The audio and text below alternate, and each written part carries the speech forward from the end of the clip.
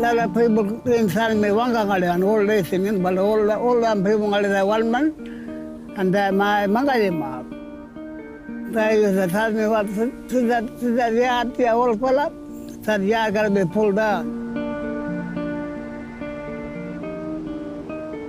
Well, that's always in a low blood to the Malba, all the Mandangale, the old back in the country, Molanga Peringola, all that's good one, all that's in my way, you know.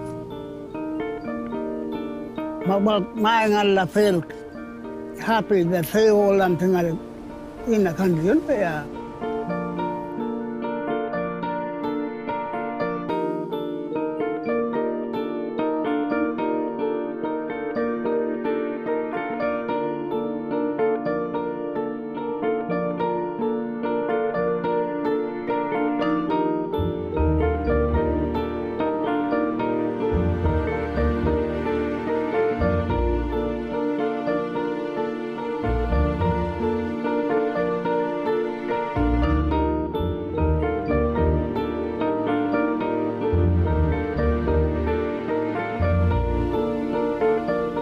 Since 1984, when all these rocks were put in here, over the years, it's been lying in this compound.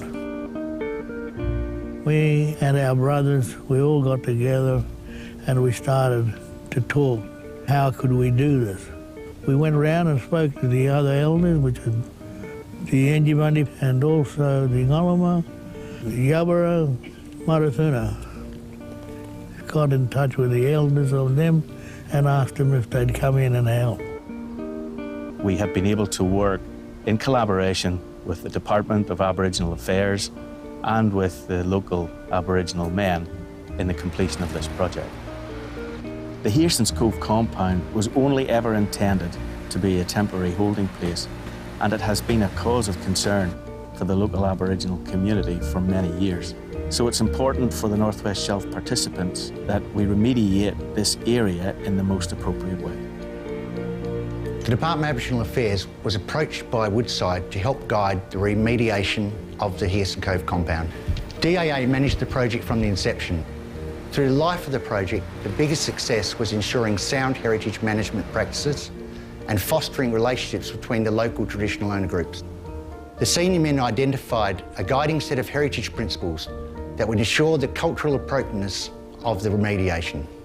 These principles included moving boulders to a nearby rocky outcrop, removal of the existing fence, removal of painted ID numbers, and remediation and revegetation of the disturbed area. The area is a source of great pride, history and culture, and the Department of Aboriginal Affairs is proud to have played a part in one of the state's biggest heritage remediation projects.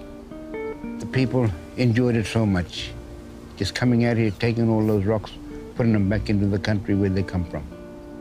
We have been removing the numbers of the rocks and started shifting them then to the location of the hill.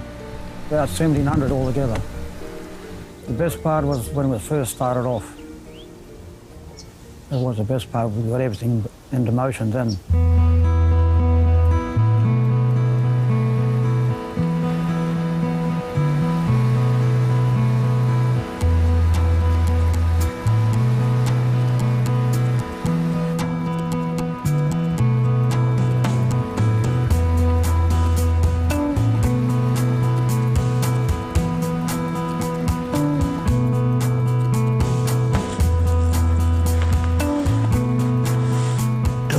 They had to paint the numbers. They didn't have any GPS and all that. They had to paint them. They had a little water tank with a pressure pump. They had to get all them paintings out. If there was a men's thing, artifact, we had to put them in one section, which was on the far end, north side. And the other side, to the end part, we done some women's artifacts. And the middle part was emus, fish and turtle and all them things. I think it's a very important thing to do this sort of thing, because those things are our heritage, our culture and heritage, and they are very strong to Angara, and we have to protect them the proper way, just like the way what we've been doing in Burrapi. The dedication of the Aboriginal elders was particularly impressive.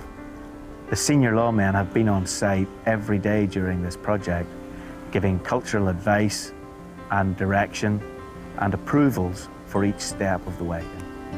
The collaboration between all the parties involved meant we were able to get this project completed in an appropriate and, importantly, in a culturally sensitive way.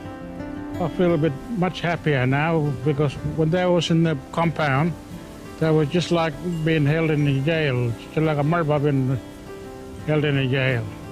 But now those rocks have been put where they should be in the first place. Feel like a part of a family, you know, reunion. All the men sticking together and coming daily to work, helping each other out. It's a very powerful thing like that when men work together, senior men especially, to help each other out. I really enjoyed that, working with the senior men and especially old Tim and them, and Wilfred and Bruce and them. So that gave me the opportunity to learn more about things around here. I feel privileged to have been in the group. It made me feel, you know, I was doing something good for my people, and I enjoyed it. Felt very good putting it back the way we, laid them to rest, all these rocks. It's much better there than they will not be destroyed. And at this stage now, we're going through the rehab, making it inaccessible for people to go there. That's the whole process now. And we feel very proud of what we have done. It just shows that we can do things if we all get together.